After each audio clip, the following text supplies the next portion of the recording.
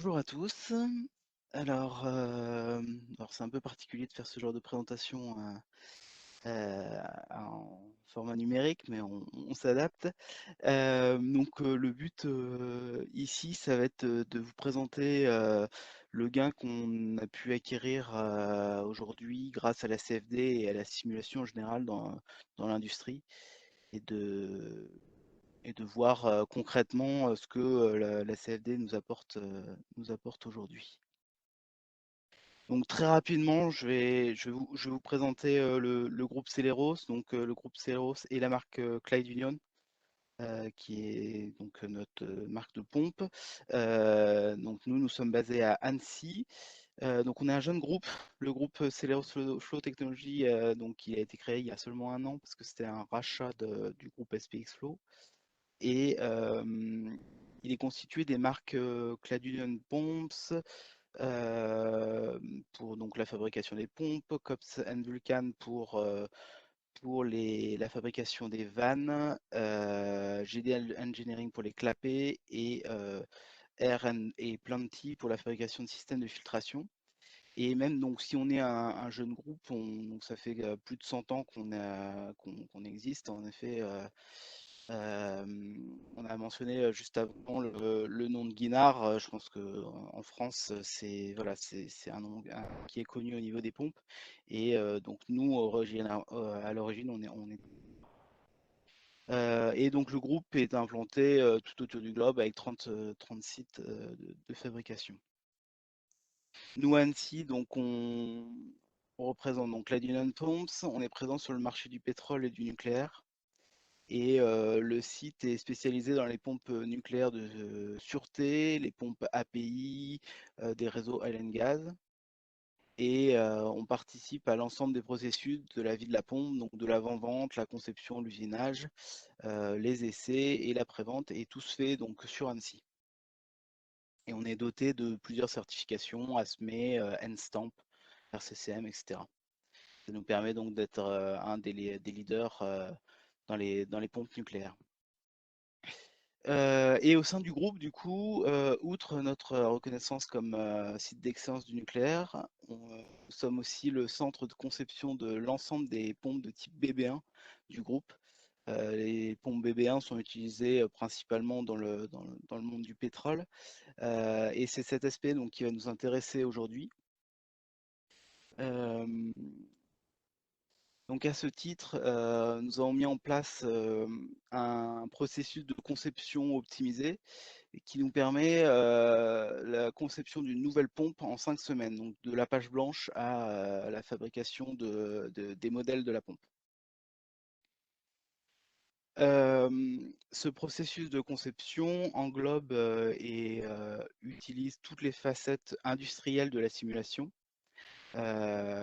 comme donc la fiabilisation et l'optimisation des écoulements via la CFD, l'optimisation mécanique par élément fini, l'analyse en fatigue, l'optimisation du design du rotor via FEA et éventuellement le design de nouveaux paliers. Donc ici, nous, ce qui va nous intéresser, c'est la partie plus fluidique, la partie CFD. Donc, à l'origine du projet se situe donc la conception hydraulique à travers deux phases.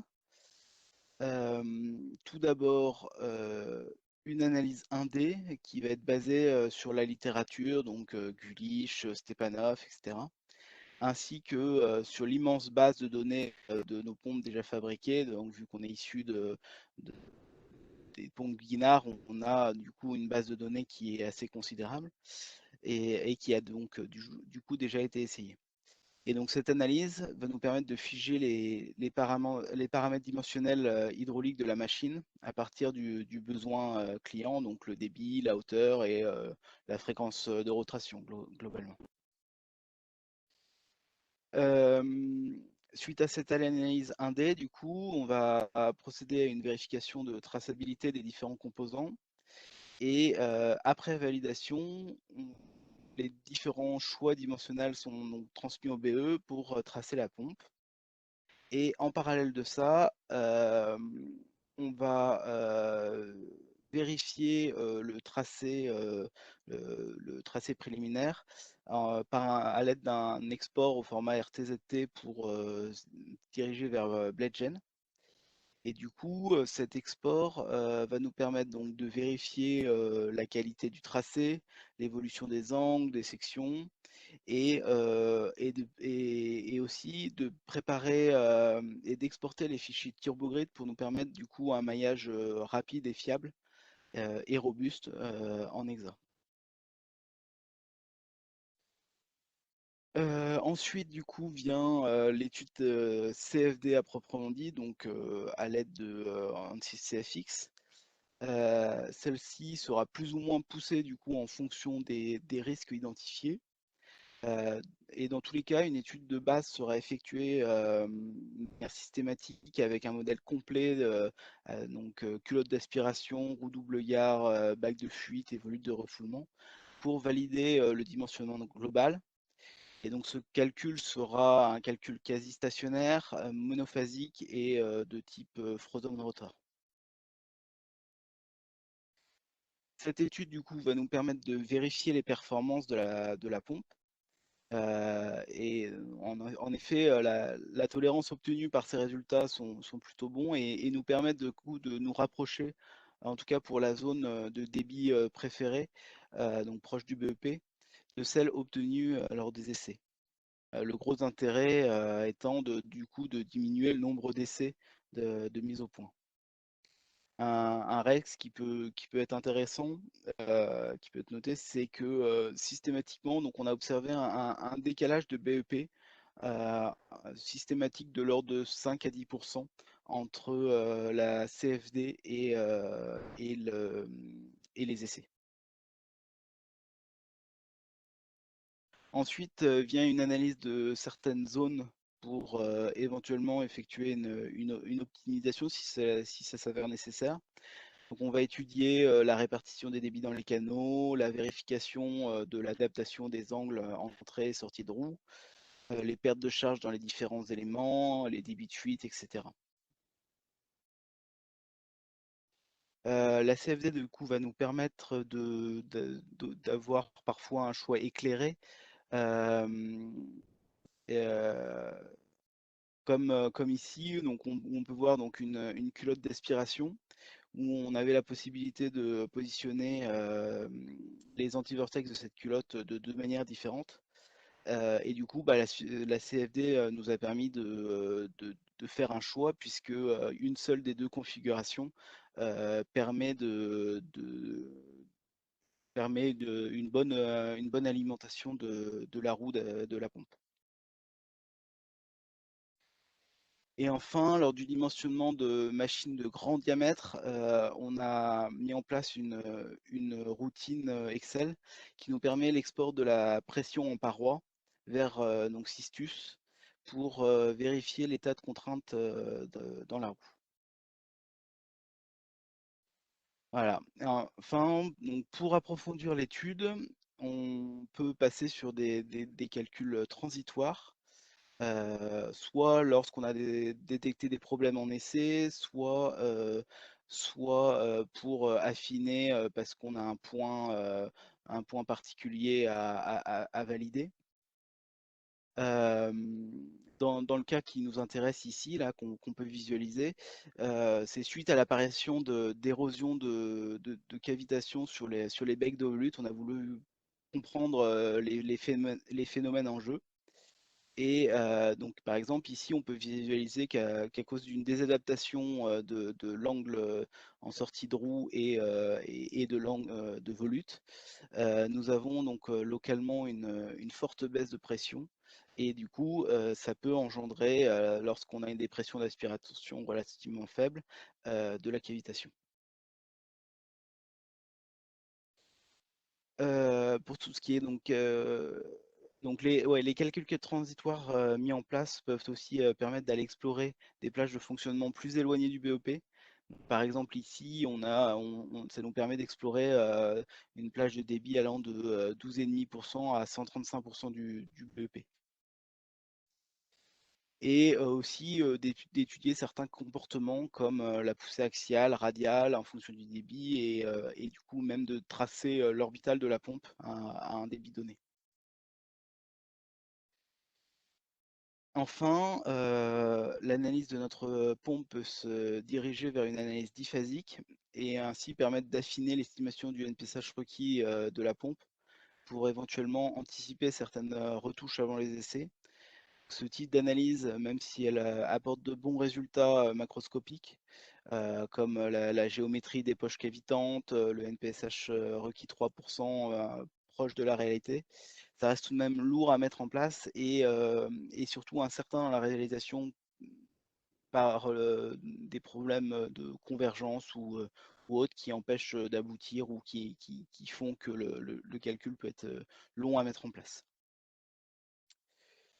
Pour conclure, donc la simulation dans l'industrie permet du coup de faire des designs robustes. Euh, la FEM et la CFD sont devenus quand même des outils indispensables dans la conception. La CFD permet de fiabiliser les performances et le comportement hydraulique et nous permet en outre de mieux comprendre et résoudre d'éventuels problèmes observés en essai. Voilà, je ne sais pas si vous avez des questions, je n'ai pas pu suivre forcément le... Alors, c'est nous qui les recevons. Merci Antoine, hein, tout d'abord pour cette présentation. On les reçoit, alors ça me donne l'occasion de le rappeler. Pour les questions, il faut les poser dans la rubrique questions et réponses en bas à droite. Donc, il y en a déjà quelques-unes. On va faire une sélection d'entre elles. Donc, pensez bien à les poser ici et pas directement vers le présentateur, sinon on ne peut pas les relayer. Donc, première question qui concerne la partie de sous-traitance, visiblement. Est-ce quelque chose, alors je pense que ça va faire appel à l'activité de modélisation que vous faites systématiquement pour toute demande client et êtes-vous amené à sous-traiter ces calculs? Euh, alors, sous-traiter assez peu finalement. Par contre, pour tout ce qui est l'aspect systématique, oui, c'est des calculs qu'on fait de manière systématique à chaque création d'un nouveau design. Donc on effectue au moins un calcul CFD de base qui permet de diminuer le risque sur les performances hydrauliques. Et ensuite, si ce nouveau design nous paraît plus complexe qu'habituellement, soit par son NS, soit par un rendement très haut à assurer ou encore une taille de machine qui est inhabituelle, euh, on va effectuer du coup un certain nombre d'analyses plus poussées que j'ai pu présenter précédemment.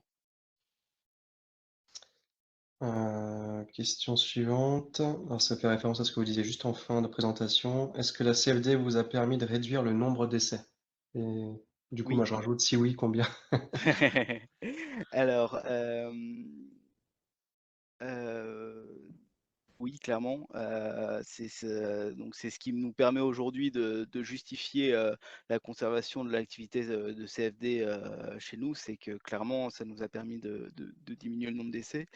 Grosso modo, avant de faire ce type de calcul donc, qui nous permettent de consolider les performances de la machine, on était à deux, voire trois essais avec un essai à diamètre maxi, puis au moins un essai à diamètre rogné pour ajuster les performances.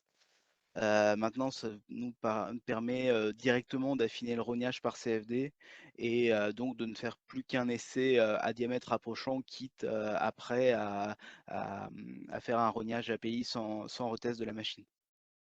Ok. Y a-t-il une explication sur l'écart de BEP observé entre les essais et la CFD? Non, si vous en avez une, j'en serais content. Non, c'est quelque chose que ça fait 5 ans que j'ai repéré ça. J'ai jamais réussi à mettre le doigt dessus. Ça s'affiche pas sur les performances vu que la HMT, le calage de HMT est plutôt cohérent. Euh, Par contre, systématiquement, on a ce décalage en BEP. Alors, est-ce que c'est tout l'aspect puissance qu'on ne prend pas en compte parce que quand on est en essai, on va mesurer la puissance aux bandes du moteur. Donc il y a tout l'aspect perte mécanique qu'on ne modélise pas ici. Est-ce que c'est lié à ça? Euh, je ne saurais pas vous dire. Alors, il y a une autre question qui concerne le calcul de la HMT dont vous faisiez référence à l'instant, cavitant. Pourquoi ne pas avoir utilisé la symétrie de rotation de la pompe et le calcul stationnaire, si ce n'est pas fait? Oui, en effet, bah, alors, la symétrie, elle est toute relative parce que la symétrie, ça va être le nombre d'ohms, mais typiquement, on va être sur des doubles volutes. Donc je sais que la CFD peut nous permettre de le faire, mais forcément, ça va être avec une perte d'une certaine manière d'information.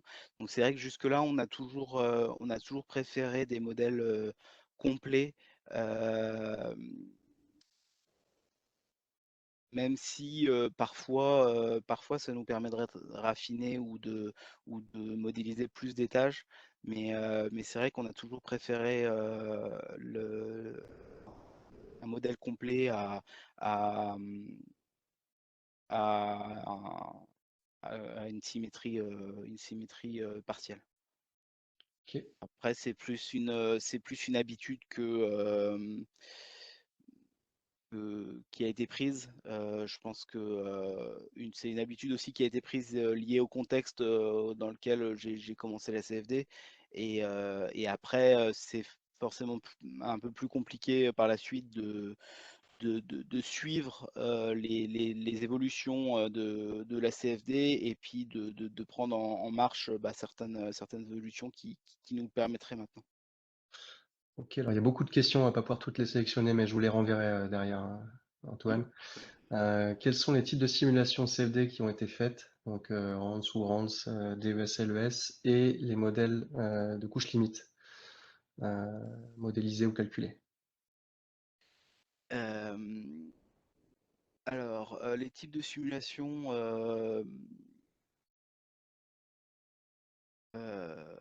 va être sur essentiellement des